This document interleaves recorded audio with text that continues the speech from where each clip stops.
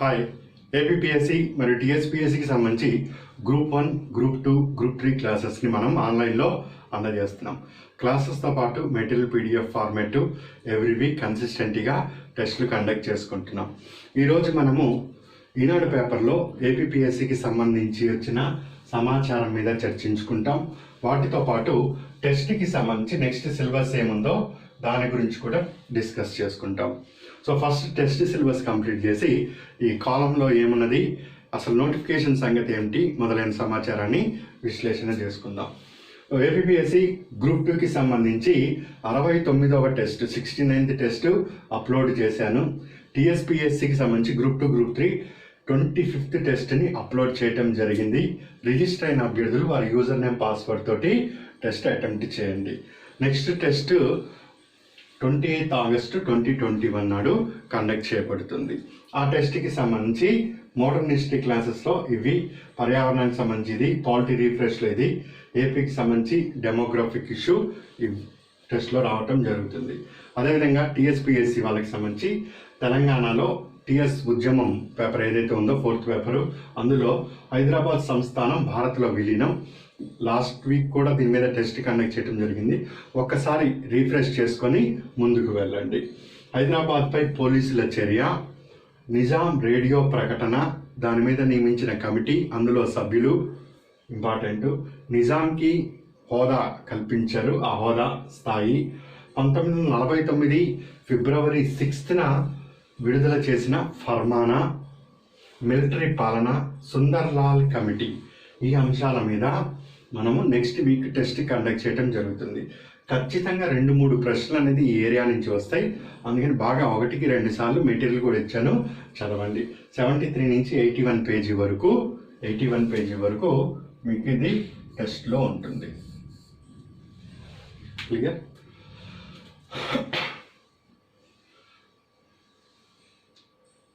Group 1కి సంబంధించి financial inclusion index, ఇది గ్రూప్ 1లో ఎకానమీలో 8th unit or 7th unit అండి. ఇంక్లూజన్ అని మనకు ఉంటుంది సమ్మిళితము. అక్కడ ఫైనాన్షియల్ ఇంక్లూజన్కి reserve bank of India RBI కొత్తగా ఒక సూచికని రూపొందించడం జరిగింది, ఫైనాన్షియల్ ఇంక్లూజన్ ఇండెక్స్. ఇవి గ్రూప్ 2 వాళ్ళకి కూడా ఇంపార్టెంటే. నేను గ్రూప్ 2కి సంబంధించి ఎకానమీ అప్డేట్స్ మళ్ళీ సపరేట్గా ఇస్తాను. సో ఇది గ్రూప్ 1కి సంబంధించి నేను విశ్లేషణ. సో ఆ ఇండెక్స్ని బట్టి ఏ విధంగా ఇంక్లూజన్ అయింది అవన్నీ కూడా విశ్లేషణ చేస్తూ వెళ్ళాలి. దాని మీద ఫైనాన్షియల్ ఇంక్లూజన్ ఇండెక్స్ ఆర్బీఐ రూపొందించడం జరిగింది. అది నెక్స్ట్ ఆటోమొబైల్ స్క్రాపింగ్ పాలసీ. ఈ ఒకవైపు వీళ్ళు గవర్నమెంట్ ఆటోమొబైల్ సెక్టర్ని ప్రోత్సహిస్తూనే స్క్రాప్ ఏదైతే ఉంటుందో దానికి సంబంధించి కాల పరిమితి విధించి ఒక పాలసీని రూపొందించారు మొదటిసారిగా. ఇది కూడా కాస్త ఇండస్ట్రీ దగ్గర మనకు ఆటోమొబైల్ సెక్టర్ ఇవన్నీ వస్తాయి, అక్కడ ఆ ఏరియాలో ఎకానమీ పాయింట్ ఆఫ్ వ్యూలో చాలా చాలా ఇంపార్టెంట్. నెక్స్ట్ పర్యావరణానికి సంబంధించి plastic waste management act rules 2021.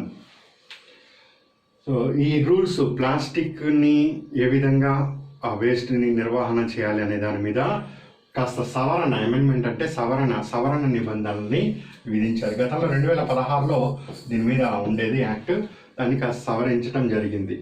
ఇప్పుడు దీన్ని ఎట్లా తీసుకున్నారంటే ఈ వేస్ట్కి సంబంధించి ఏ విధంగా అయితే నిబంధనలని రూపొందించారో అదే విధానంగా ప్లాస్టిక్ వేస్ట్ మేనేజ్మెంట్కి కూడా నిబంధనలను రూపొందించడం జరిగింది. దీన్ని మీకు ఇంకాస్త అర్థమయ్యేటట్టు చెప్పాలి అంటే, మనము ఒక మొబైల్ ఫోన్ తీసుకుంటాము, అక్కడ ఉన్నట్టుంది, మొబైల్ ఫోన్ తీసుకుంటాము, కొనుక్కోవటం జరుగుతుంది. అది ఇక మనకు పెద్దగా ఇష్టం లేదు, లేదా మార్కెట్లో ఇంకో కొత్త ఫోన్ వచ్చింది దాన్ని కొనుక్కోవాలనిపించింది అనుకోండి, వాడు అమ్మేటోడు ఏం చెప్తాడు, మీ పాత ఫోన్ ఏమన్నా ఉంటే ఇవ్వండి, నేను దానికి సమ్ అమౌంట్ ఇంతని చెల్లించి మీ కొత్త ఫోన్లో అది తగ్గించి ఇస్తాను కొత్త ఫోన్ అంటాడు. అంటే ఈ వేస్ట్, ఎలక్ట్రానిక్ వేస్ట్ని ఎవడైతే ఉత్పత్తిదారుడు ఉన్నాడో, ప్రొడక్షన్ మేనేజ్ చేస్తున్నవాడు వాడే నిర్వహిస్తున్నాడు. లేకపోతే నేను ఈ వేస్ట్ ఏదైతే ఈ వేస్ట్, ఆ ఫోన్ పనిచేయట్లేదు దాన్ని పక్కన పడేస్తే అదంతా ఈ వేస్ట్ పేరుకుపోతుంది కదండి. మన ఇంట్లో కాకపోతే పక్కన, అక్కడ కాకపోతే ఊరు అవతల ఎక్కడో చోట అయితే ఈ వేస్ట్ ఉంటుందిగా. అట్లా కాకుండా ఆ ఈ వేస్ట్ని అంతా ఎవడైతే ఇండస్ట్రియలిస్ట్ ఉన్నాడో వాడే తీసుకొని మళ్ళీ దాన్ని ఇక రీసైక్లింగ్ అవన్నీ చేసి మళ్ళీ కొత్త ప్రోడక్ట్ చేసి ఎలా అమ్ముకుంటాడో, అదే విధంగా ప్లాస్టిక్ని కూడా మనం ఎలా అయితే చెత్త అవన్నీ పడేసి రోడ్డుని వేస్తుంటామో అట్లా కాకుండా ఈ ఉత్పత్తిదారులే వాటిని సేకరించి రీసైక్లింగ్ చేసి మళ్ళీ మార్కెట్లోకి పంపించే చట్టపరమైన బాధ్యత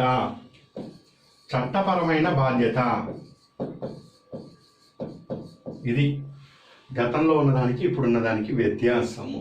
సో ఈ ప్లాస్టిక్ వేస్ట్ మేనేజ్మెంట్ అమెండ్మెంట్ అన్నది ఆ నిబంధనను ఒకసారి పరిశీలన చేయండి. ఇది గ్రూప్ 1కి సంబంధించి.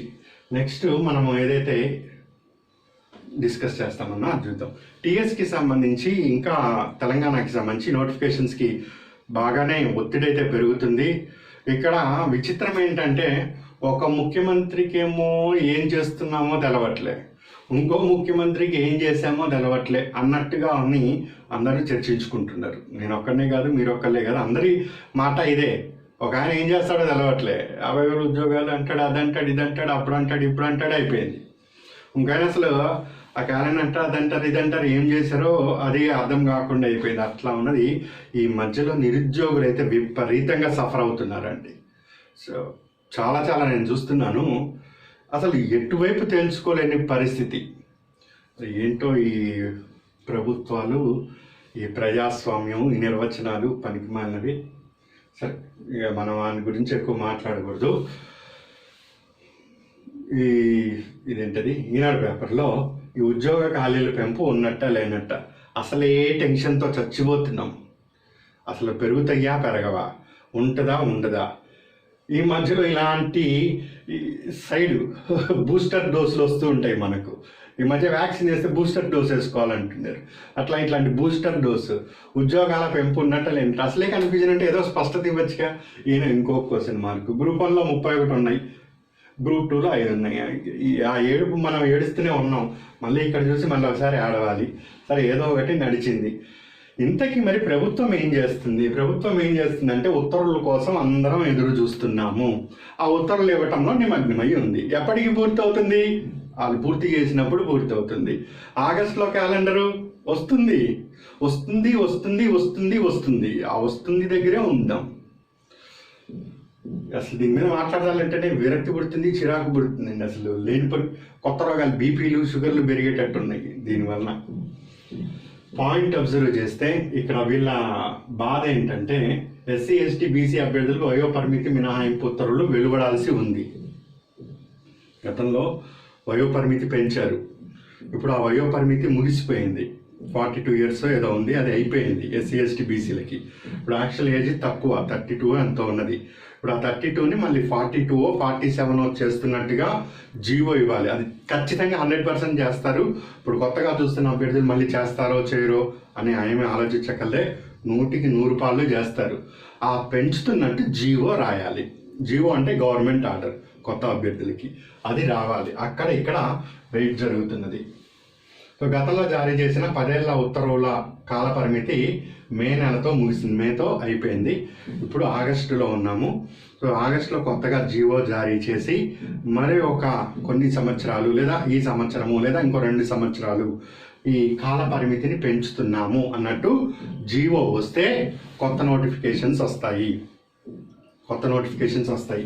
మేలో జాబ్ క్యాలెండర్ ప్రకారము, మేనా జూన్, ఇది జూలై కదా, జూలైలో, ఇది ఆగస్ట్ కదా, జూలైలో బ్యాక్లాగ్ అన్నారు. వచ్చిందా? రాలే. ఆగస్ట్ ఇది గ్రూప్ 1, గ్రూప్ 2 అన్నారు. వచ్చిందా క్యాలెండర్? అప్పుడే మనము టెస్ట్ కూడా వచ్చేసాం. 28th టెస్ట్ అని అనౌన్స్ కూడా చేశా. రాలే. ఎందుకు రాలే?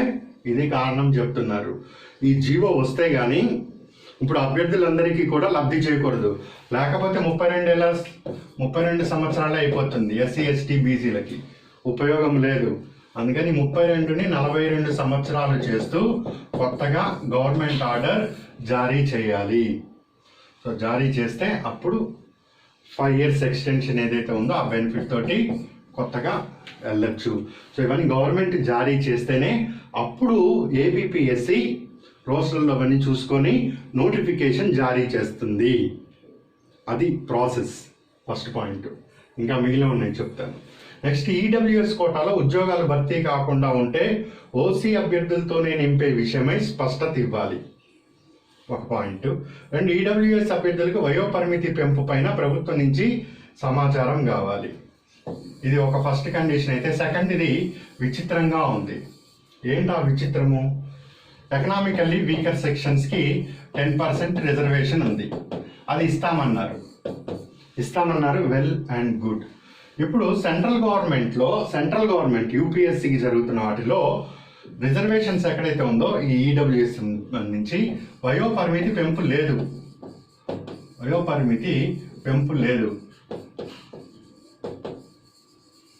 జస్ట్ రిజర్వేషన్స్ ఇచ్చారు కానీ ఏజ్ రిలాక్సేషన్స్ ఇవ్వలేదు. యూపీఎస్సీ రాస్తున్న అభ్యర్థులు ఎవరైనా ఉంటే వాళ్ళకి ఓసీలకి సర్టన్ ఏజ్ ఉంటుంది, ఓబీసీలకి సర్టన్ ఏజ్ ఉంటుంది, ఎస్సీ ఎస్టీలకి సర్టన్ ఏజ్ అనేది రిలాక్సేషన్ అనేది ఉంటుంది అటెంప్ట్లో కానీ ఏజ్ రిలాక్సేషన్లో కానీ ఓసీలతో కంపేర్ చేస్తే. అదేవిధంగా ఏపీపీఎస్సీకి సంబంధించి ఈడబ్ల్యూఎస్లో వీళ్ళకి కూడా 5 సంవత్సరాలు వయోపరిమితి సడలింపు. 5 సంవత్సరాలు వయోపరిమితి సడలింపు ఒకటి రావాలి. అదే కదా ఇక్కడ చెప్తున్నారు. ఈడబ్ల్యూఎస్ అభ్యర్థులకు వయోపరిమితి పెంపుపై ప్రభుత్వం నుంచి ఏపీపీఎస్సీకి సమాచారం రావాలి. అది వస్తేనే ముందుకు వెళ్తుంది. First point. సెకండ్ పాయింట్, ఒకవేళ ఈడబ్ల్యూఎస్లో ఎకనామికలీ వీకర్ సెక్షన్లో 10 పోస్టులు ఉన్నాయి. ఈ 10 పోస్టుల్లో 6 పోస్టులు మాత్రమే భర్తీ అయ్యాయి. ఇంకా 4 పోస్టులు భర్తీ కాలేదు. సో అప్పుడు ఈ ఎస్సీ ఎస్టీకి లాగా దాన్ని బ్యాక్లాగ్ చేయడానికి వీల్లేదు. సో ఈ మిగిలిన 4 పోస్టులని ఓసీ అభ్యర్థులతోటి భర్తీ చేయొచ్చా చేయకూడదా అనే స్పష్టత ఏపీపీఎస్సీ కోరుతుంది. దాని మీద కూడా స్పష్టత ఇవ్వాలి. ఇది సెకండ్ పాయింట్.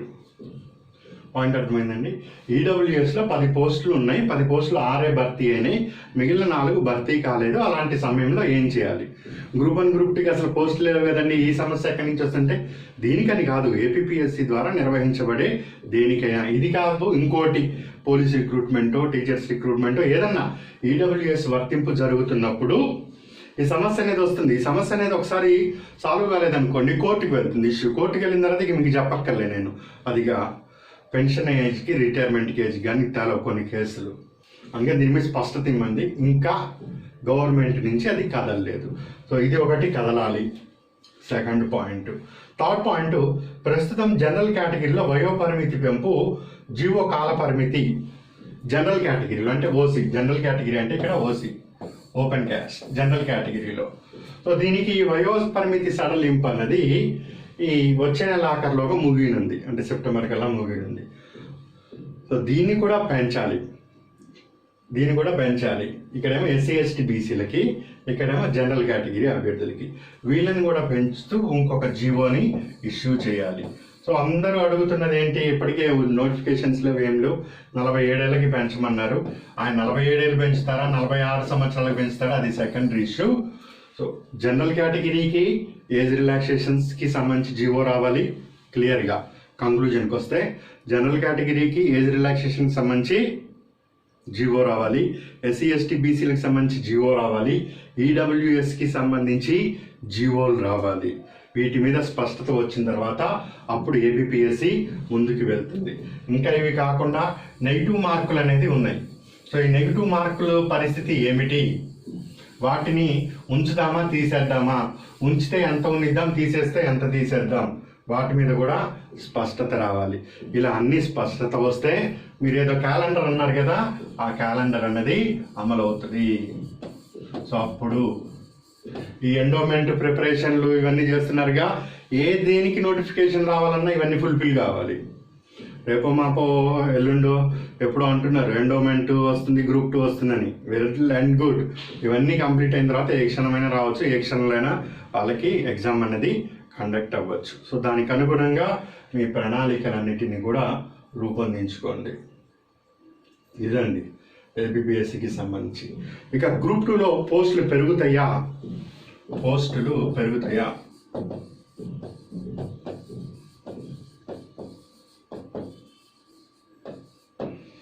ఇది క్వశ్చన్ మార్క్. ఆల్రెడీ ఇన్ని పోస్టులు ఉన్నాయి, ఆల్రెడీ ఇంకా ఇక్కడ పోస్టులు ఉన్నాయి. ఇవన్నీ కూడా కొన్ని బ్యాక్లాగ్, 300 పోస్టుల వరకు బ్యాక్లాగ్ ఇవన్నీ వెళ్తున్నాయి.